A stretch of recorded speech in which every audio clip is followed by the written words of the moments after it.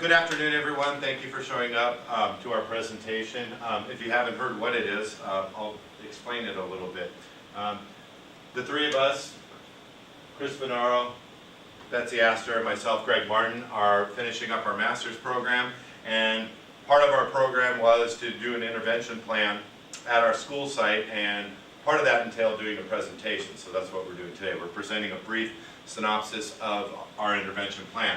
So when we looked at things to study, we thought, what really at Glendale High could we choose that could make an impact immediately with our students? And the most glaring thing we came across at Glendale High is special education attendance or lack thereof.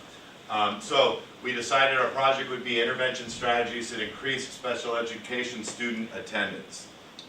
With that being said, I'm going to move this slide over to the problems and methods that we chose and introduce Mr. Chris Venaro.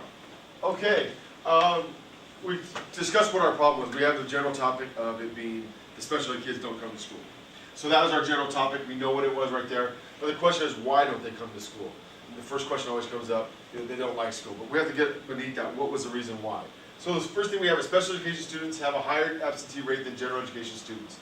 And it is, when you take the percentage, it is that way. We don't have that many kids in our special ed program like we do in the general ed, but when you take the percentage of it, our kids are missing a lot of days. And we need to find out why, because then they don't do well in their classes, and then they don't do well in their testing, and it comes back to the special education department is not doing anything that they should be doing. So we were concerned about that. Next question we come up with is, why don't they come to school? So that was one of the questions that we needed to figure out, why don't they come to school? So that we would go into about how that happens, a questionnaire, to figure out what is it that's getting underneath them. Next one, what interventions can help decrease absentee rates? We came up with 3 different interventions that we're going to discuss in just a moment that we thought would help solve the problem of absenteeism and hopefully get the kids to come to school on a consistent basis. And then we chose to implement 3 different methods, and they are mentoring, a token economy, and home visits. And those are the 3 methods that we, after sitting down together, all 3 of us, and talking about what we thought we could do to get them to do it, come up to that point. And so that's what our methods are. So the basic thing was, let's get them into school, and these are these 3 things are going to help us hopefully get them into school. And that's where we go right there. Okay. There you go. You should press, yeah. Okay, so we divided our students into, we had 30 students total. We grouped them into mentoring, token economy, and home visits randomly. We just drew names out and said, this is this group, this is this group. We assigned a captain for each of those. So in mentoring, it was counseling, listening, coaching. The intervention was tri-weekly for at least 10 minutes. Teachers and students met before and after school, snack and lunch, for a kind of like a coaching session. Just, hey, let's come to school, let's get you here. Okay, and you have a copy of the data. I have the whole data in front of you because it's kind of hard to read. So what we have here is the before the intervention and then after the intervention if there was a decrease or increase. And when we look at the summary, unfortunately for mentoring, there was an increase in the overall single period absences by a total of 9%. This intervention did not really make a big impact. One of the reasons we thought for that was we're mentoring our students always. It wasn't really anything different. We're always talking to them. We're always trying to find out what's going on with them. So getting to the next one, which was token economy. Okay, a token economy is when someone works to improve something so that he or she can receive something desired, a reward. Our students were allowed to pick their reward and decide how many points they needed to earn it. Points were given for single period attendance and no points were deducted for absences or tardies. So everything was positive reinforcement here. So every student had a chance to earn 6 points a day for every period. But if they didn't come for period 1 and 2, they could at least earn 4 points. Or if they came and then left, they could at least earn some points. Okay, the data for the token economy was a lot better than the data for the mentoring. It's kind of hard to see. This student lives on their own, but she only increased 3%, so that was pretty good.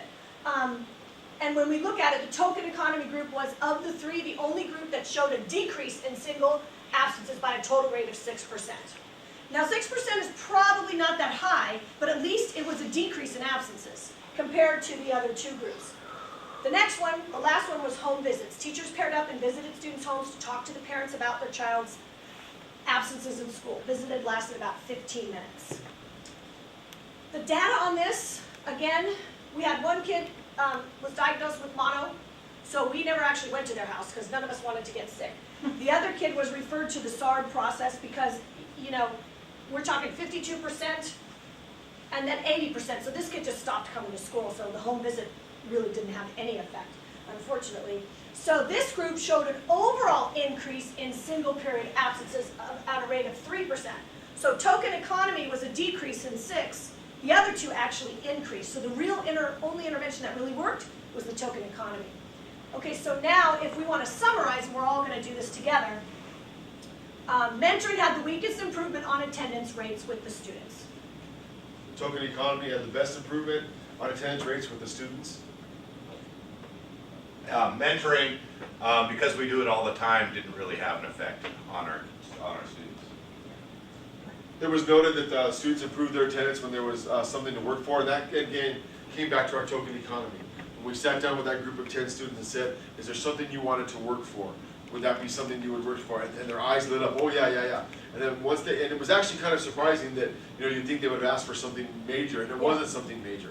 A lot of the time they wanted just an extra to go to lunch, to get off campus, off-campus lunch. They wanted a homework pass. So again, there were some different things that we wanted to do there, and it did work. And we would feel that students need some sort of intervention to help improve their attendance. It has to be something. Our goal after doing this is to try to implement this next year at the beginning of the school year with maybe a 9th grade cohort, and then see how that compares to the 10th graders who were 9th graders before, year to year, and have it be long-term, have students always be working for something.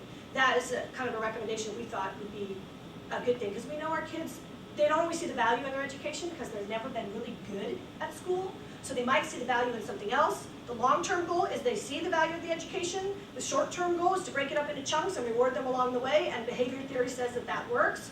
And our intervention, even though we wanted it to really make a bigger difference, it didn't, unfortunately, but it did make one difference in the token economy group.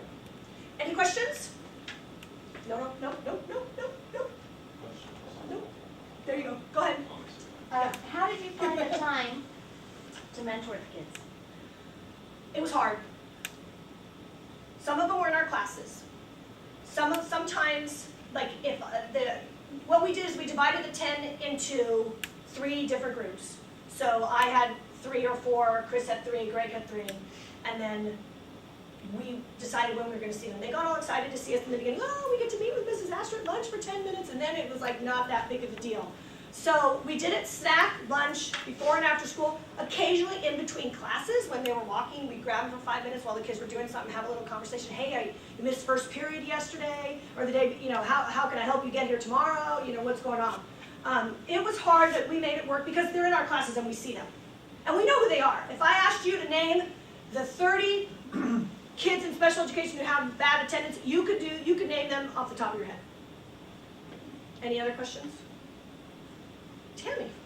If you had to do something different for next time, what would you do? There was a couple things. Home visits. I don't know how we'd improve necessarily, but the home visits were a little difficult.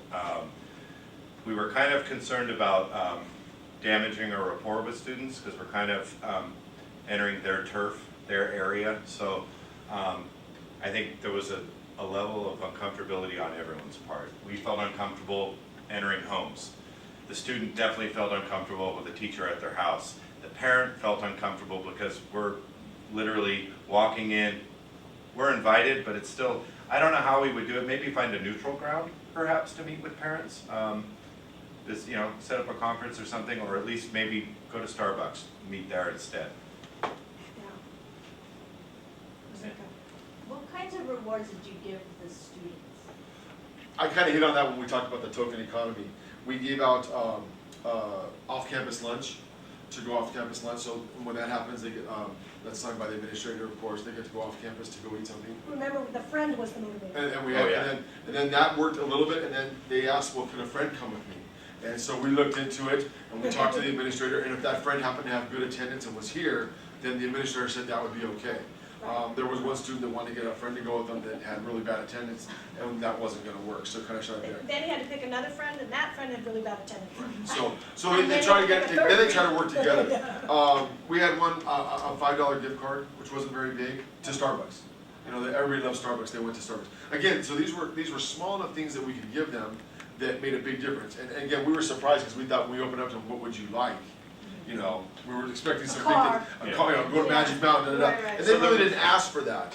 They asked for smaller stuff, and probably because they knew it was coming from us, it was unreliable. We couldn't get them something unreliable. We did have a pizza party in the beginning to get them to bring all their forms back.